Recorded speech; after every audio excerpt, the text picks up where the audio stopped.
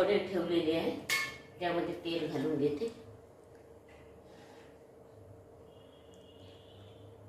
ठेवले ओले तुरीचे दाणे, त्याच्यामुळे आळण दाखवणार आहे. त्यासाठी थोडी मेथी घेतलेली आहे, टमाटर आणि हे खोबरं, कांदा आणि थोडे काजूचे दाणे, याचं मी हे वाटण केलेलं आहे यामध्ये लावायसाठी.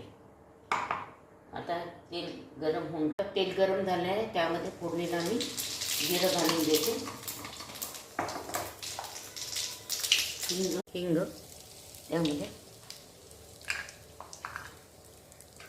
आणि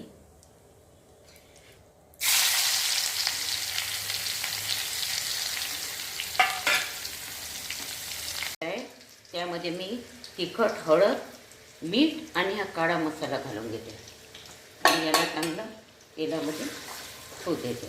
तर त्यामध्ये तेलामध्येच हे वाटण घालून घेते. हे सगळं खोबरं, खसखस, आपले तीळ, कांदा, थोडं पाणी यामध्ये घालून घेते. तेल आहे, आता त्यामध्ये हे टमाटर घालून घेते. टमाटरमध्ये हे तुरीचे दाणे हे पण घालून घेते आणि ही मेथी बारीक चिरून घेतलेली ही टाकून घेते यामध्ये आणि त्याला चांगलं शिजू देते.